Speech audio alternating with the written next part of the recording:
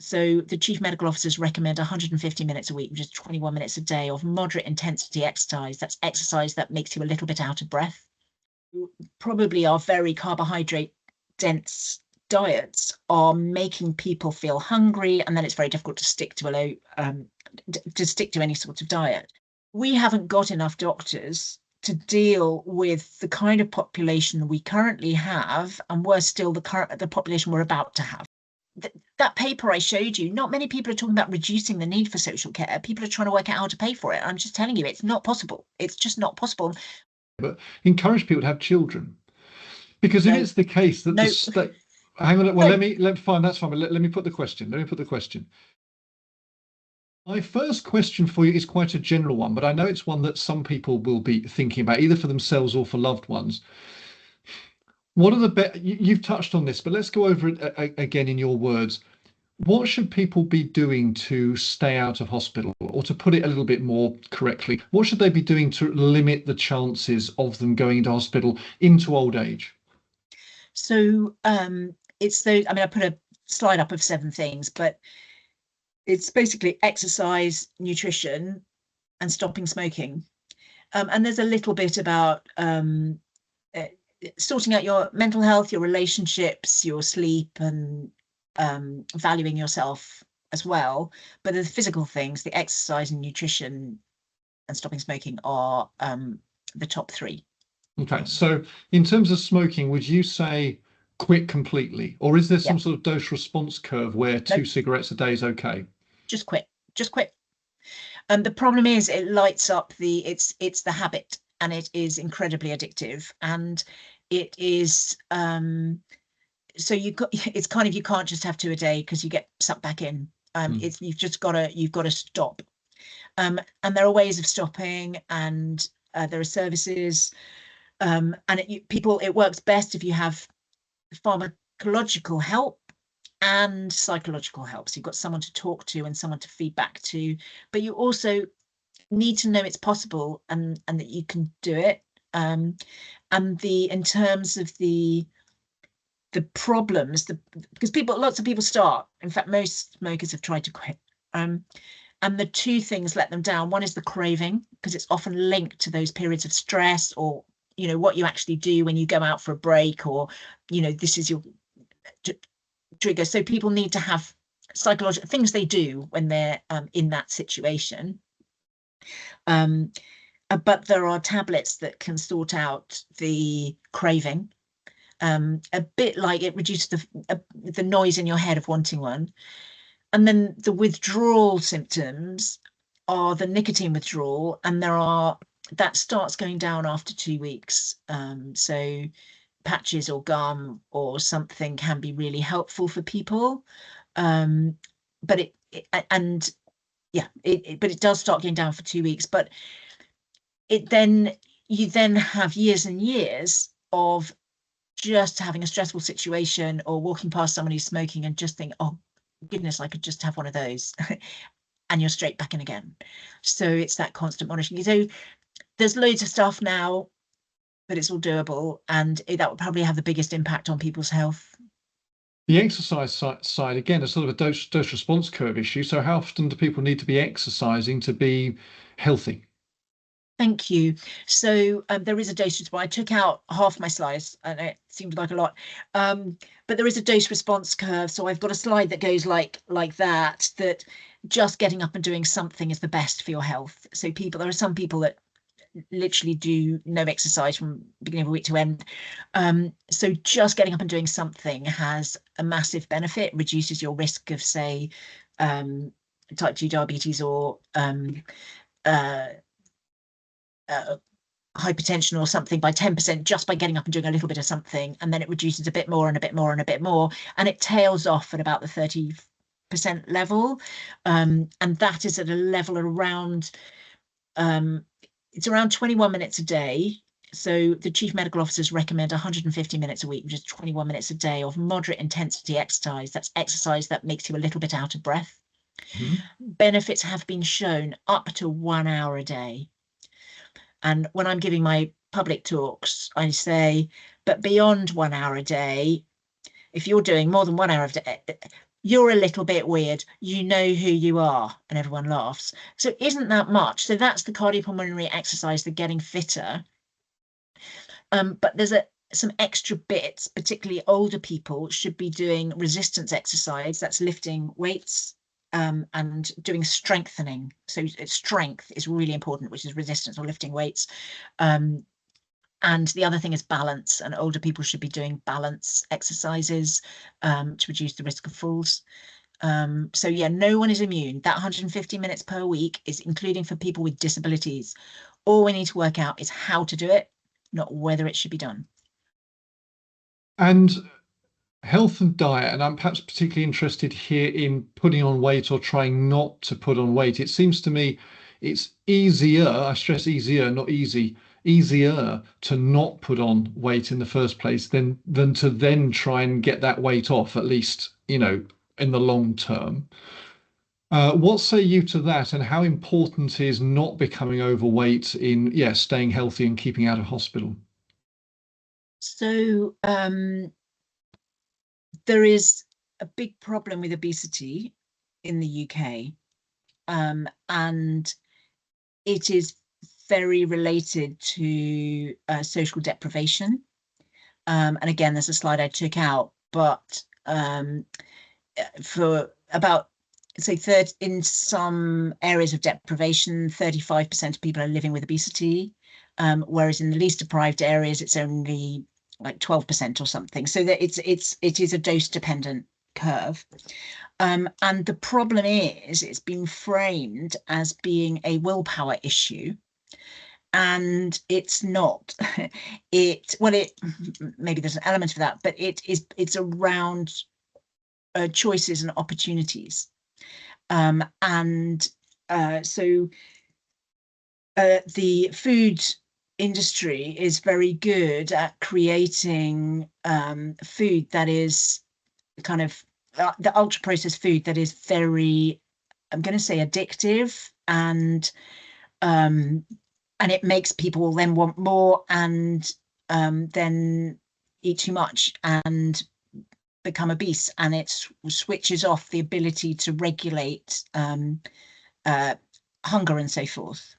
So the problem is that successive governments have tried to put in regulations around the food industry and so forth, and have not been as successful as they wanted to be because of lobbying, and there is some quite clear evidence about that. And also, so exercise can't reverse obesity, but it does really, really help. If you're losing weight, you absolutely must exercise, because otherwise what you lose is muscle rather than fat. So everyone needs to exercise, but it's also the environment that encourages people to be so sedentary, because doing exercise helps you moderate your sugar levels. But there's some caveats. So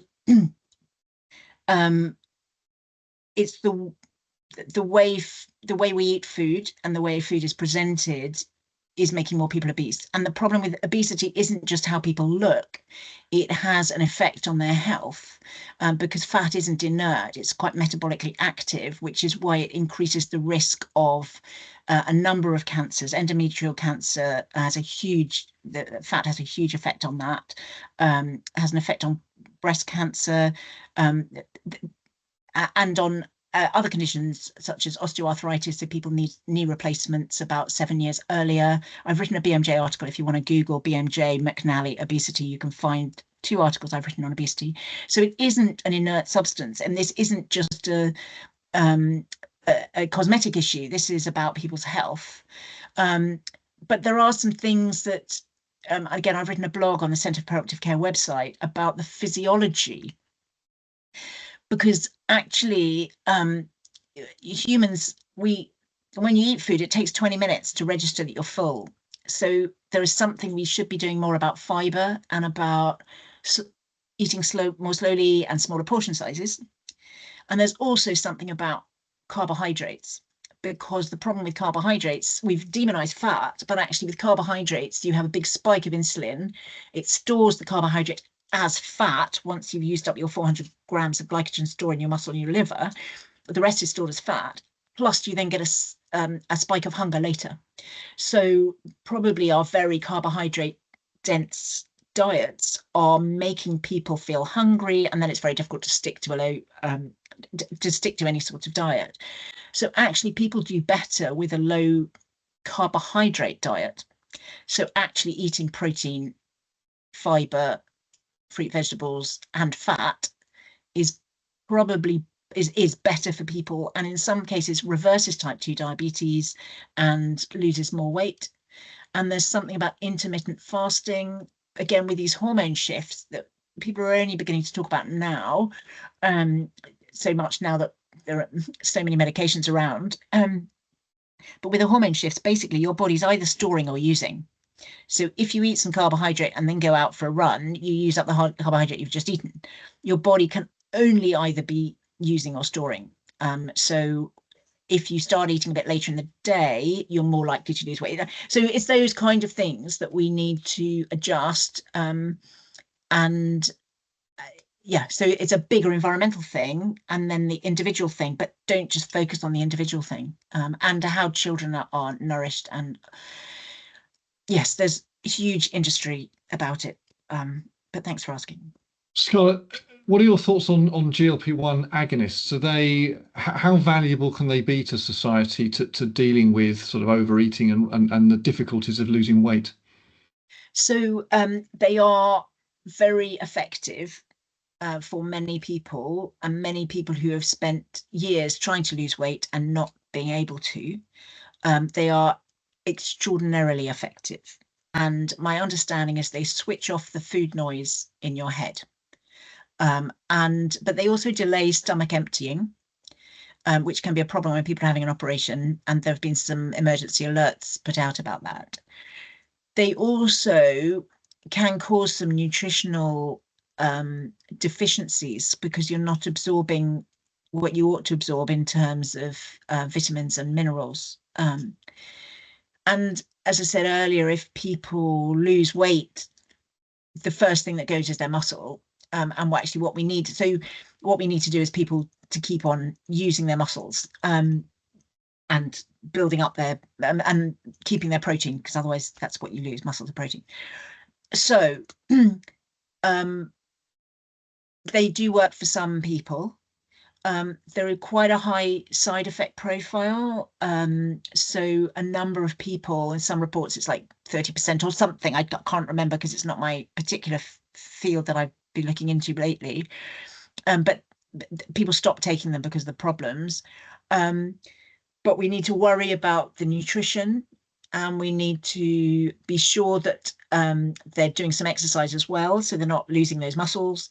And they need to have a program to restart. Now they've got that clear space in their head to restart with a proper healthy eating program.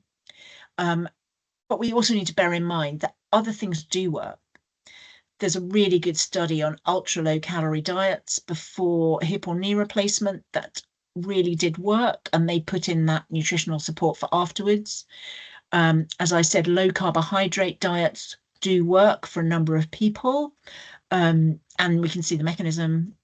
And intermittent fasting, so some people eat later than day, or they eat over only in a certain window or a certain number of days per week, that does work for some people. So yes, they have a place, the GLP-1 receptor agonists, but there are issues around cost and rationing and it becoming the big thing. Whereas if we sorted out some of the other stuff, we wouldn't. They wouldn't be the only thing that gets on the front of the papers.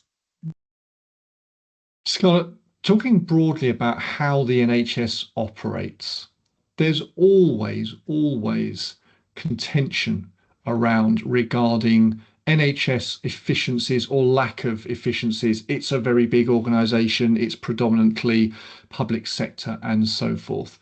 What are your thoughts on that, and what are the fundamental things that can realistically be changed to improve NHS efficiency? So, sorry, I'm going to add a little bit more to that. I mean, we hear, whether it's true or not, perhaps you can attest to this, that the NHS is the biggest purchaser of fax machines in the world, or something like this. I certainly still get paper copies of various NHS related information after they've also sent me things on emails. Um, and and there's this overall sense that the NHS is very, very large, which in some ways is very impressive. But when you have a very, very large organisation, perhaps inevitably it is inefficient. I'm very keen to know your thoughts on this. How would you fix the NHS? Thank you. So the problem is healthcare is different from health. And the problem is that people looking from the outside, you can always find something you would improve, because there's limitless demand. And when I was in Australia, you get 6 X-rays on a shoulder rather than just 2. And that's a silly example, but people will be coming before at a stage they wouldn't have come in the UK. So I'm going to say there's limitless demand. So you need to be very cautious about thinking of it similar to another industry. The issue around paper and IT systems, the IT systems help for some matters, but actually they do make it worse in other matters. And there was an intention to get an NHS IT system that failed about 10 years ago, and that was hugely expensive, and it failed. And I do worry about some of the cybersecurity alerts that are going on in different shops and so forth, and causing a problem. The issue we have at the moment is almost the worst of both worlds, in that, I was in a clinic yesterday, and because it's in a different environment, because they want to move us into the community, I wasn't able to access some X-rays of a patient that they'd had done. And the scans that I had that I then wanted to refer to somebody else, I needed to make a particular note to make sure that scan gets referred and sent, so that so it's all this extra thinking. And when people are in hospital, about 50% of some resident doctors' time is spent doing paperwork and admin. And that's increased since it's become more computerized. It's actually worse in places with an electronic patient record, because people think it's so easy to collect information. So you collect more information, and then you've got more information to scroll through. So, while it's really important to know whether Mrs. Bloggs opened her bowels yesterday, if she might be constipated tomorrow, in 2 years' time, I want to clearly know, what did the operation show? Which bits did they take out? Where's the histology? And it's really difficult to get through all of that, because it isn't clear. And the other thing is each patient is so different. You almost want some patient input into, what the patient's like at the beginning, because it does alter the care you give, because people are so different, and people are living with so many different medical and social issues. So sorry, you were talking about efficiencies, but yeah, IT is not the answer to everything, actually. And I realize I am a doctor, so I would say this: we haven't got enough doctors to deal with the kind of population we currently have, and worse still, the population we're about to have, with the increasing aged population with multiple comorbidities. And the other staff are amazing and do great work and are better at some things than some of us doctors are. But if you replace that, the problem is the way everyone else is trained is that they aren't allowed to carry the can. And so if a nurse, for example, gives 2 paracetamol and they're not written up, that nurse can be reprimanded because they've done something that isn't prescribed.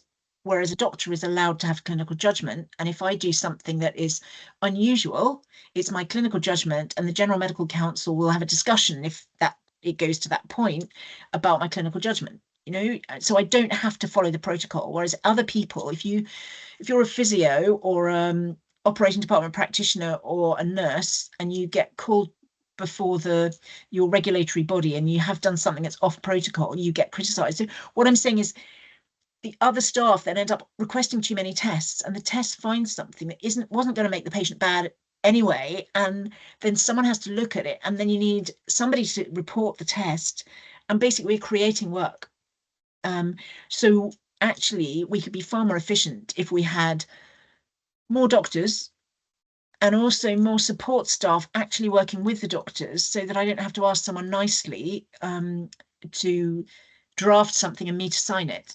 And yet what the NHS is doing is taking out the administrators. So as I said, half of foundation doctors' time is spent doing admin work. We actually had a trial in East Sussex of doctor's assistants, so people who had been a healthcare assistant on the ward, really good people that had been helping the patients, and were doing their own shopping online kind of thing. They didn't, they'd left school early, or their English wasn't good enough to get onto the nursing training or something. Really good people, and we trained them up to be doctor's assistants, so they would get the patient list up to date, they could run around with forms, they could take blood, they could put in drips, they could get the blood results ready for the next person on the ward round. And we proved that they made the doctor's work much more efficient and much more pleasant, and they got the patient throughput better, because people didn't, you could get a drip restarted and antibiotics given, for example, and the discharge letter drafted so the patient could then go home, rather than waiting for an overworked, busy doctor to come back and do some admin. So I have lots of ideas, but they're not what the Department of Health and Social Care is actually delivering on.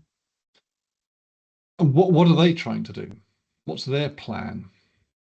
Well, the Department of Health and Social Care and NHS England have produced a 10-year plan for the NHS, and they've got 3 shifts. They want from hospital to community, from treatment to prevention, and from analog to digital. That sounds good. All sounds good.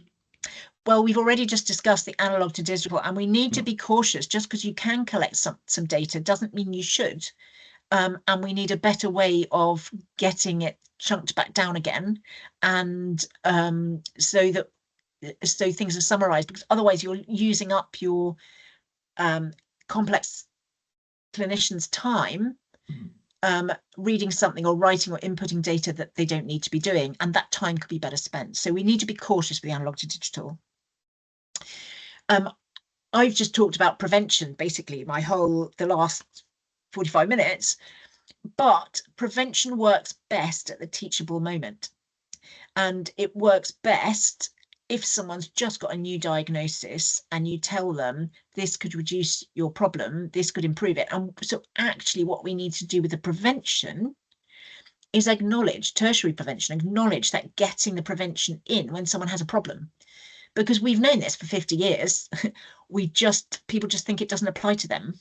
And we need to get communities and so forth to help. And I'm actually leading 2 cycle rides in the next couple of weeks from the hospital, in order to try and link activity with hospital. But we need to stop. We need to change the conversation about hospital parking and put in more cycle parking, and put in more lockers where you can put your wet stuff. We need to change that kind of, we've got a fruit and veg shop in Eastbourne Foyer on a Thursday and Friday, which is lovely. It's a bit expensive, but it's lovely, and that's better than the fast food outlets that a number of other places have. But I think we can think about what's nice to have, but actually we need to understand that we cannot afford not to change, because we cannot afford for each person to need 10 years of social care when people are at, 20% of the population are children. We've currently got 19% over the age of 65. We don't want large numbers of the people in the years in between looking after the older people, if those older people could have been more active and more involved in their community. So we need to do something to improve environments. And this is desperately important, isn't it? So I mean, you made that point yourself, Scarlett, but we've got an aging population.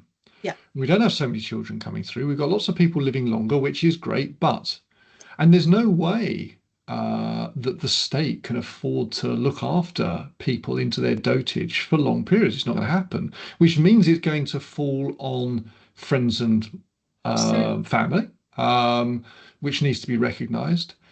But also we need it to fall on friends and family as little as possible by people having as long a health span as a percentage of their lifespan as possible. We basically need That's people to only be very wizened right at the end, please.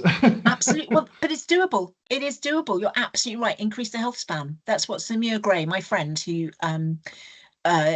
is always talking about, increase the health span. And actually it's all doable, but people don't know. So, you know, people put in stair lifts, which is great for trying to get someone out of hospital, but no one takes the stair lift out, you know. And I say that we should have a mantra of go for a walk with granny, you know, rather than get a disability vehicle to get her to a restaurant and go for a lovely meal. It's much cheaper to go for a walk, but it's much better for her. I'm just saying, it's kind of, we just need to change that expectation. They've done it in Japan. In Japan, they have a ratio of 2 people of working age for every person over the age of 65. And we've got, it's about 3 to 1.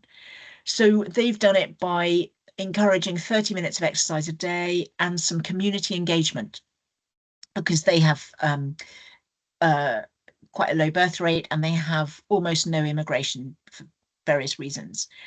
And that paper I showed you, not many people are talking about reducing the need for social care. People are trying to work out how to pay for it. I'm just telling you, it's not possible. It's just not possible. My mother, who sadly died very recently, had dementia for 11 years.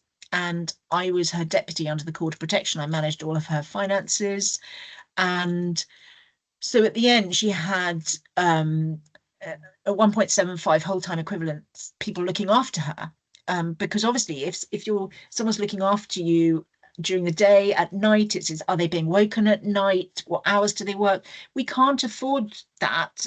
Luckily, she was able to. We ended up mortgaging her house, which is fine. I'm just saying it. She had a very lovely life, and was very well cared for and looked after and respected and so forth, and died very peacefully recently. But we can't afford that.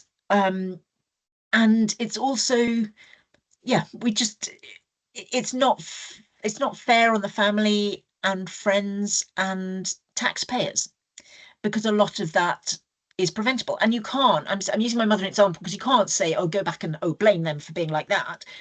We just need to lift everybody and make everybody's future a bit better. Because as you say, Is there an argument here, if I may cut in for, I'm pushing my luck a little bit here, but encourage people to have children.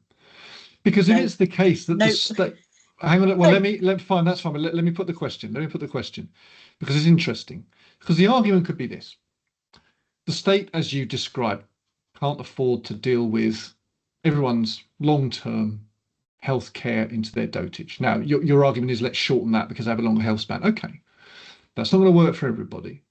There's a bigger population of older people. A lot of people aren't having children. If they don't have children and the state can't afford for them to have good quality health care, if they don't have children, then they're going to be in trouble. Whereas if they'd had children, there's a decent chance, as long as they get on with their children, that they will get that familial support when they need it. So you mentioned healthcare. Do you mean social care? Apologies. Yeah, Social I care. think I mean, apologies. Yes, I mean Yeah, social care. because they are different, Indeed, we're obviously. not And expecting people to be doctors for their yeah, mums. sorry. I just, because yeah, there's an element of that. So I fundamentally disagree with you, because there are too many billion people on the planet already for the resources available. And actually, this, as I say, it's doable in Japan. Get people so that they are more mobile, interacting with their community. They don't need so much social care. And there are issues around immigration. The NHS, I showed a slide earlier with the ethnic breakdown of doctors in the NHS. You can do other breakdowns of different staff members, and we are absolutely indebted to people who come from all over the world to work in our NHS. But obviously everyone comes to work also has their own, they're going to get older and so forth, and they have their own children, and some bring their own family members over. So it's not, all we're doing, wherever people have come from, and if people have more children, is we're just increasing the problems in the future of more older people. It's like, so I've had 4 children. I'm just saying, I'm allowed to say this, therefore, and 4 is too many. And I've written a paper saying global population explosion basically is bad. But I don't say that in front of the little one that I shouldn't have had before. They're all in their 20s, they're all grown up. But actually, we haven't got it. We've got too many people for the Earth's resources. We don't need more people. And similarly, in various parts of the world, you've got women without much choice about whether to have children or not, or whether to get married or not, or what age they start to do that. And the best thing you can do for women to be able to live their best lives is education, so that they are able to choose when they have their first child, and therefore they can actually, I'm going to say, have a better a better way of being a parent to that child or those children afterwards, because they've been an adult for a little bit longer. And we also need men, or the second parent, if they're not in a heterosexual couple, to take some responsibility for bringing up children, because just creating more children isn't the answer. And actually, there's a huge numbers of young people in the UK at the moment not in education or training, who are not applying to be carers, who are not wanting to do that kind of work.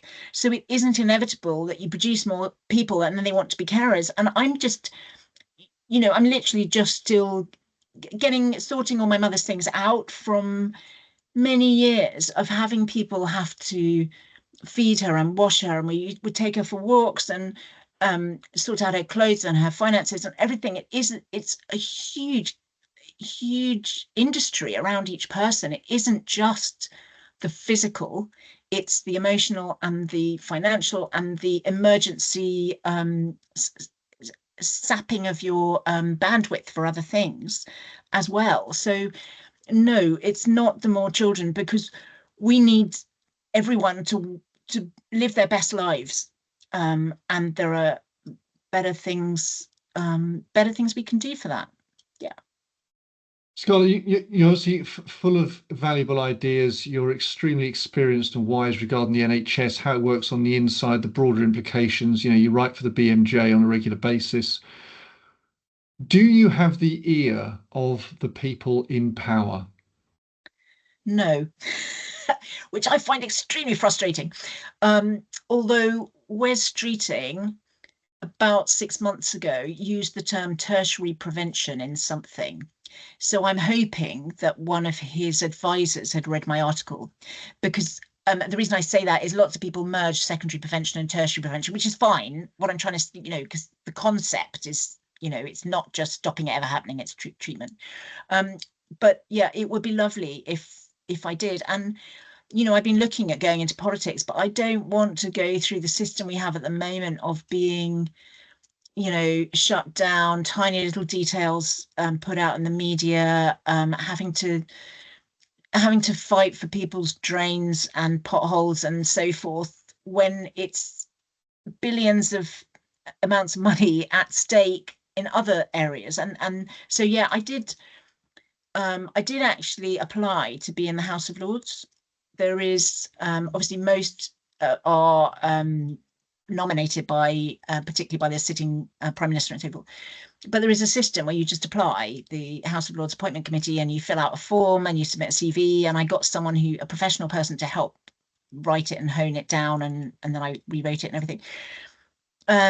But I was rejected. That was about 18 months ago. I applied. About 6 months ago, I said, "What's happening?" And they said, "Oh, I'm so sorry. We have a lot of applications. It's not you." So yeah, I don't know. I will be nice. The problem is, a lot of what I'm saying is cheap. It's not like I'm saying we can fix the NHS if you just put another 50 billion into it. What I'm saying is, actually, if you put in cycle lanes around hospitals, if you find out why your staff are leaving and support them better to stay and alter the rotas and things, you won't have such turnover, you won't have so many complaints or complications. And so there are some little bits of detail that don't cost a huge amount of money. And you're right, it would be lovely. That's one reason I talk to people like you, and the Radio 4 program that we met upon on. I would just want someone to listen. Well, no doubt they. I mean, I'm sure people aren't. I'm sure that column in the BMJ must be quite powerful in terms of reaching people. Sometimes people hear it, but they don't necessarily respond to it, or whatever, or they can't agree with it, or don't agree with it, or so forth. But I imagine you must be getting actually quite a lot of reach, even though it can't be quite as good as actually being able to speak to West Streeting, right? But maybe one day, maybe one day. Thank you. Um, Scarlett, I've taken up a lot of your precious time. It's been invaluable. Thank you so much. I've learned a lot. Others will too. I really appreciate your time this afternoon. No, thank you very much. It's been lovely talking to you. Thank you.